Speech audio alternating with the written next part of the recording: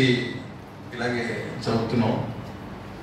ఇక్కడ వస్తే నాకు ఎంతో ఆనందంగా ఉత్సాహంగా అనిపించింది. ఊరేమో పొట్టి శ్రీరాములు పేరున ఉన్న జిల్లా. యూనివర్సిటీ 2008 టీమ్స్లో ఉందని వైస్ ఛాన్సలర్ గారు చెప్పారు. అలాంటి యూనివర్సిటీ లోపలికి వస్తే హైవే మీద ఉన్నారు. చిన్నది పెద్దదని కాదు, మీరు ఎక్కడికైనా ఎగరచ్చు. ఆ యూనివర్సిటీ లోపలికి వస్తే ఇదేమో పొట్టి శ్రీరాములు గారి పేరున ఉన్న భవనం, మొదటి భవనం. లోపలికి వస్తే సివి రామన్ పేరులో ఉన్న సెమినార్ హాల్ అన్నీ ఒక అద్భుతమైన మేళవింపు అని అనిపిస్తుంది. ఎందుకంటే మీ థీమ్ సాంగ్ చాలా జాగ్రత్తగా విన్నాను. చాలా హాయిగా ఉంది, మెలోడియస్గా ఉంది. అన్ని విషయాలు అందులో పొందుపరుచుకుంటాయి.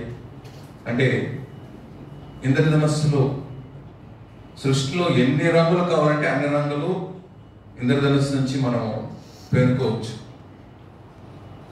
అంటే కలుపుకోవచ్చు.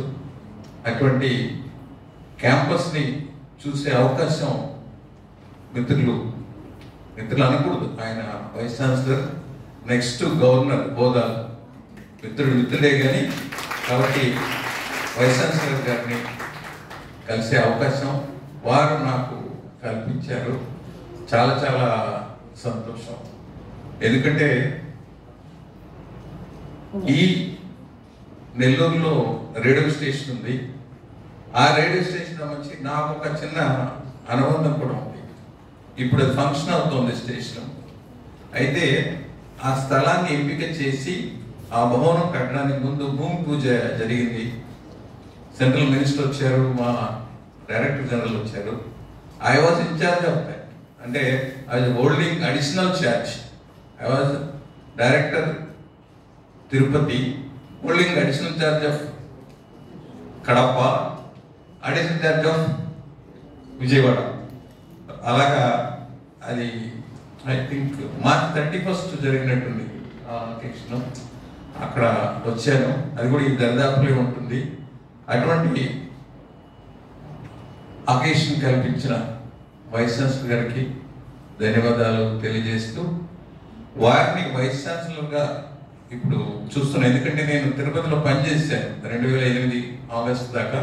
వారు అప్పుడు ఎస్యూనిస్ట్లో ఉన్నారు, తరచు కలిసేవారు. అయితే ఇటీవల వీరు పదవి బాధ్యతలు తీసుకున్నారు. వారిని మొదటిసారి కలిసే అవకాశం కలిగింది.